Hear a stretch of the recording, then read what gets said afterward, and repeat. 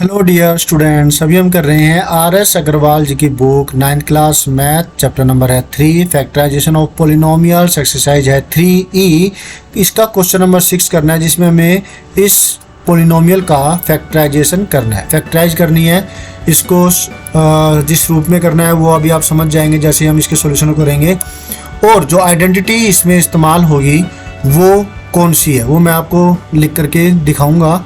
Solution जब करेंगे तो पहले आपको करना होगा कि क्वेश्चन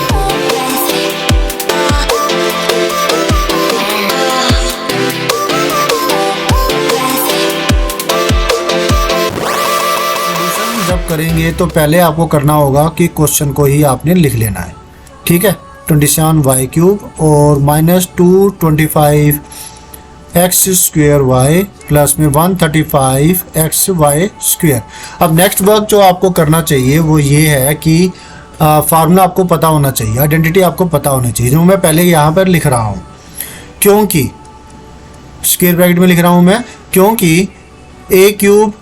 अब क्योंकि माइनस वाला जो केस है इसलिए मैं माइनस वाला फार्मूला लिख रहा हूँ। वैसे तो इसको मैं a³ + b³ के a + b होल क्यूब के तरीके से भी कर सकता हूँ, लेकिन कन्फ्यूजन उसमें ज़्यादा हो जाएगा उलट केस में, इसलिए मैं ऐसा नहीं कर रहा हूँ।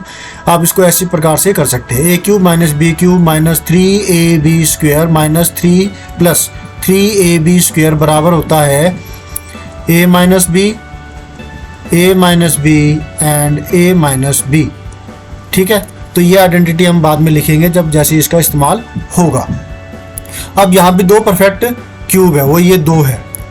125 का क्यूब रूट होता है 5 और x³ का क्यूब रूट होता है x। इसको मैं इस प्रकार से लिख सकता हूँ, तो ये दोनों के दोनों जो है बराबर है। ठीक है, इसी तरीके से इसको भी मैं लिख सकता हूँ 3y का क्यूब। 27 का क्यूब रूट होता है 3, y का क्यूब रूट होता है y।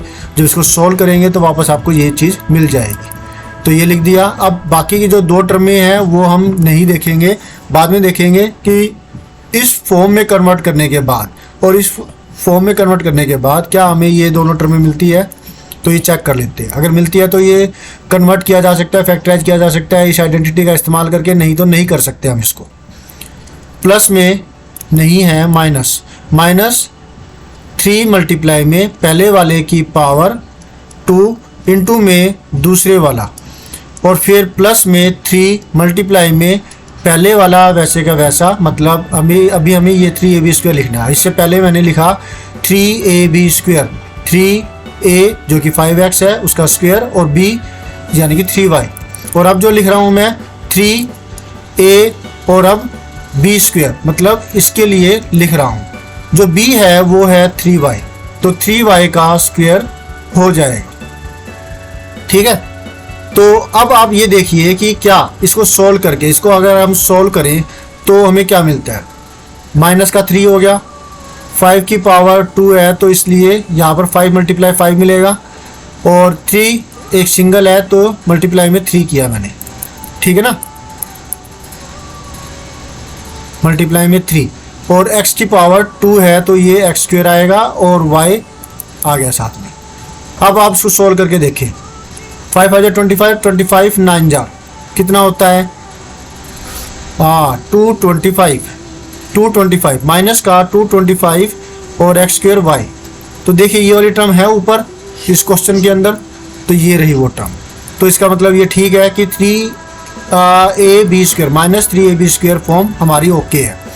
इसके बाद 3ab² फॉर्म है वो क्या, वो भी ओके है क्या, उससे हमें ये वाली टर्म मिलती है क्या, अगर मिलती है तो ठीक है, नहीं तो गलत कमी है। 3 मल्टीप्लाई में 5 है वैसे का वैसा लिखूंगा मैं, और 3 की पावर 2 है तो 3 को 2 बार मल्टीप्लाई करना है, और x और y की पावर 2 होगा xy²।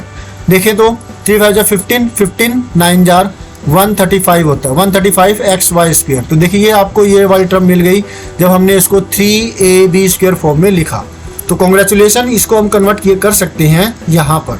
तो इसको मैं लिखूंगा 3 बार 5x - 3y, और 3 बार ये लिखनी है। एक बार लिख चुका हूँ 5x - 3y दूसरी बार हो गया, और 5x - 3y तीसरी बार हो गया। और जो आइडेंटिटी है वो आपको क्वेश्चन मार्क की जगह यहाँ पर आपको स्क्वायर ब्रैकेट के अंदर लिखनी होगी, याद रहेगा ना। हाँ, तो अब आपको करना क्या है, आपको करना है फटाफट से वीडियो को लाइक, क्योंकि ये डेफिनेटली आपको पसंद आया होगा, क्योंकि ये आपके लिए फायदेमंद है। आपको करना है शेयर अपने दोस्तों को, ताकि वो भी इससे फायदा ले सके। कमेंट करना है, आप अगर आप कुछ पूछना चाहते हैं, कुछ कहना चाहते हैं, बेल आइकन के बटन को दबाना है ताकि आपको लेटेस्ट अपडेट मिलती रहे। साथ ही साथ ऑल पे भी क्लिक कर देना है। सब्सक्राइब अगर अब तक नहीं किया है तो ये सारे काम सब्सक्राइब करने के बाद ही आपको करने हैं। डेफिनेटली ये तभी आपके लिए और भी ज़्यादा फायदेमंद हो जाएंगे। तो thank you students for watching your on video. मिलता है नेक्स्ट वीडियो में, जिसमें हम करेंगे नेक्स्ट कोई solution. Always have a great time. Bye.